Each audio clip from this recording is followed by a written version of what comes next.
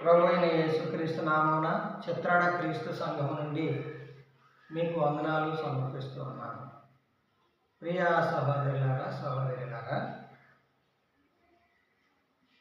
కీర్తన గ్రంథం నుండి 15వ కీర్తన నుండి ఒక చిన్న క్లుప్త ప్రసంగాన్ని మీకు అందించాలని ఇష్టపడుతూ ఉన్నాను.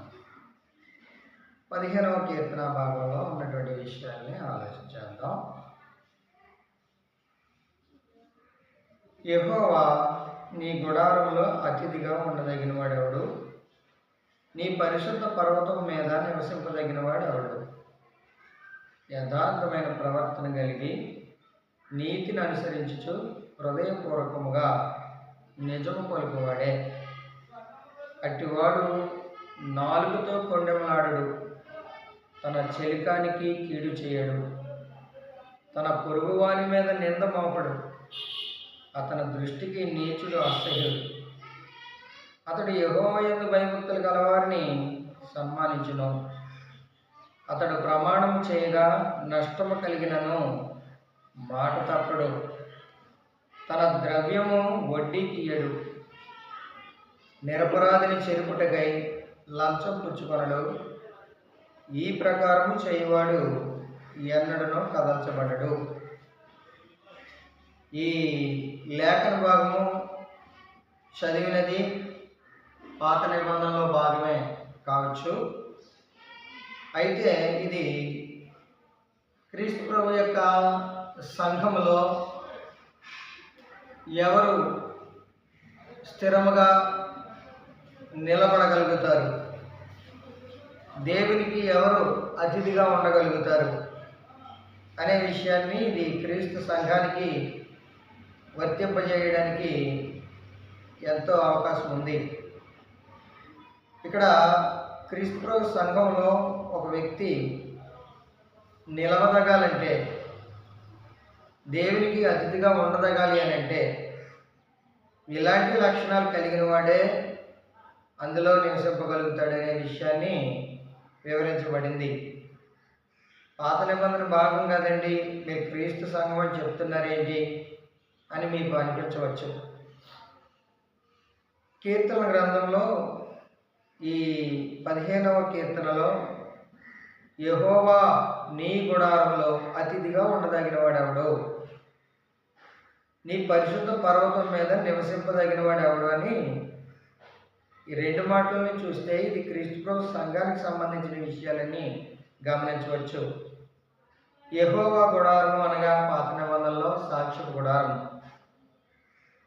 క్రొత్త నిబంధనలో కూడా యెహోవా గుడారం ఉంది, అది క్రీస్తు ప్రభు సంఘము. ఏప్రిల్కి రాసినటువంటి పత్రిక 8వ అధ్యాయంలో క్రీస్తు ప్రభు నిజమైన గుడారములకు పరిచారకుడై ఉన్నాడనే విషయాన్ని అక్కడ తెలియజేశారు. పాత నిబంధనలో ఉన్నటువంటి సాక్షి గుడారము క్రీస్తు ప్రభు సంఘానికి ఛాయాచిత్రమైనది. కాబట్టి దేవుడు నివసించే గుడారము పాత నిబంధన సాక్ష్యం గుడారం అయితే, ఇప్పుడు దేవుడు నివసించే గుడారము ప్రభు యొక్క సంఘమై ఉన్నది. రెండవ మాట, నీ పరిశుద్ధ పర్వతం మీద నివసింపదగిన వాడు ఎవడు అనే మాట. పరిశుద్ధ పర్వతము అనగా క్రీస్తు సంఘానికి ఈ పర్వతము అనే మాట సింబల్గా ఉన్నది. యెషయా గ్రంథంలో 2వ అధ్యాయాన్ని మనం చూసినట్లయితే అక్కడ అంచె దినములలో యెహోవా మందిర పర్వతముల కంటే ఎత్తుగా ఎత్తబడిను అని అక్కడ పర్వతము అనే మాటను గురించి చెప్పబడింది. పర్వతము అనగా ప్రభు యొక్క సంఘము. ఈ 2వ అధ్యాయంలో సంఘానికి వచ్చినటువంటి ప్రవచనముగా మనం చూస్తూ ఉన్నాం. దీన్ని ఏప్రిల్కి రాసిన పత్రిక 12వ అధ్యాయంలో కూడా మరి పరిశుద్ధ పట్టణం అని పర్వతం అనే పదాలు మనకు కనిపిస్తూ ఉన్నాయి. దేవుని దృష్టిలో ఆయన సంఘములో అతిథిగాను, ఆయన పరిశుద్ధ పర్వతం మీద నివసింపదగిన వాడుగా ఎవరు ఉండగలుగుతారు అతిథిగా ఎవరు ఉండగలుగుతారు, ఎవరు అందులో నివసించగలుగుతారు అని అంటే మొదటిగా యథార్థమైన ప్రవర్తన కలిగి నడుచుకునేటువంటి వారు. క్రీస్తు సంఘంలో యథార్థమైన ప్రవర్తన ఎంతో అవసరమైనది. ఇది కొత్త నిబంధనలో అనేక మార్లు మనకు బోధించబడుతూ ఉంది. ఎఫెసీయులకు రాసిన పత్రికలో 2వ అధ్యాయం 4వ అధ్యాయము 24వ వచనంలో నీతియు యథార్థమైన భక్తి కలిగి అంటాడు. యథార్థమైనటువంటి భక్తి, యథార్థత అనేటువంటిది క్రీస్తు ప్రభు సంఘంలో చిరకాలము ప్రభు వచ్చేంత వరకు ఎవరు నిలవబడగలుగుతారు, దేవునికి ఎవరు అతిథిగా ఉండగలుగుతారు అని అంటే పరిశుద్ధమైన ప్రవర్తన, యథార్థమైన ప్రవర్తన కలిగిన వారు మాత్రమే. రెండవది నీతిని అనుసరించాలి. నీతిని అనుసరించాలి, హెబ్రీయులకు క్షమించాలి. అపొస్తలుల కార్యాల గ్రంథంలో 17వ అధ్యాయం 30వ వచనంలో ఆయన నీతిని అనుసరించి భూలోకానికి తీర్పు తీర్చిపోయే దినమున కొన్ని దినమును నిర్ణయించాడు అన్నాడు. నీతిని అనుసరించాలి.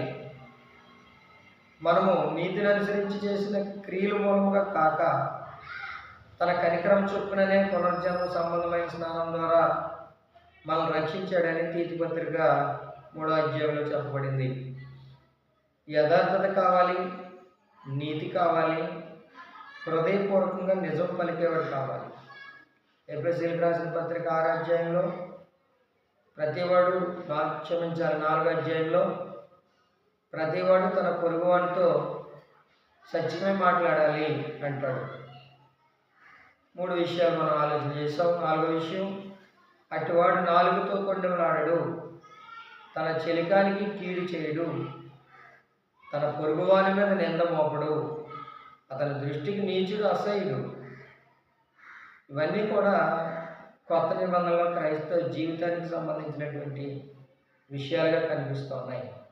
అతడు యెహోవా యందు భయభక్తులు గలవారిని సన్మానించుడు, అతడు ప్రమాణం చేయగా నష్టము కలిగిన మాట తప్పుడు, తన ద్రవ్యం వడ్డీకి ఇడు, నిరపరాధిని చెరుపుటకై లంచం పుచ్చుకొనడు, ఈ ప్రకారం చేయవాడు ఎన్నడూ కదల్చబడడు అని చెప్పబడింది. ఏ ప్రకారము అంటే 1 యథార్థమైన ప్రవర్తన, 2 నీతిని అనుసరించి నడుచుకొనుట, 3 హృదయపూర్వకంగా నిజం పలుకుట, 4 నాలుగుతో కొండెములాడినవాడు, 5 చెలికానికి కీడు చేయనివాడు, 6 తన పొరుగువాని మీద నింద మోపనివాడు, 7 అతని దృష్టికి నీచుడు అసహ్యుడిగా ఉంటాడు, 8 యెహోవా యందు భయభక్తులు గలవారిని సన్మానిస్తాడు, 9 అతడు ప్రమాణం చేయగా నష్టము కలిగిన మాట తప్పుడు, 10 తన ద్రవ్యాన్ని వడ్డీకి ఇయ్యడు, 11 నిరపరాధిని చెరుపుటకై లంచం పుచ్చుకొనడు. ఇవన్నీ కూడా క్రీస్తు సంఘంలో ఒక సభ్యుడు ఈ లక్షణాలు ఎప్పుడైతే కలిగి ఉంటాడో అతడు ఆయన గుడారంలో అతిథిగా ఉండడానికి యోగ్యుడై ఉంటాడు. ఆయన పరిశుద్ధ పర్వతం మీద నిలవదగిన వాడిగా ఉంటాడు. ఈ ప్రకారం చేయవాడు ఎన్నడూ కదల్చబడడు అనే సందేశం ఉంది. కాబట్టి క్రీస్తు సంఘంలో క్రీస్తు వచ్చేంత వరకు ఆయన యందు మనం అతిథులుగా ఉండడానికి, ఈ లక్షణాలు కలిగి జీవించడానికి మనందరం సిద్ధపడాలని ప్రభు పేరిట మీకు తెలియజేస్తూ ఈ క్లుప్త ప్రసంగాన్ని మీరందరూ గ్రహించుకొని మీ జీవితాలకు అన్వయింప చేసుకోవాలని మిమ్మల్ని అందరినీ ప్రేమతో కోరుతూ మీకు వందనాలు తెలియజేస్తూ ముగిస్తున్నాను.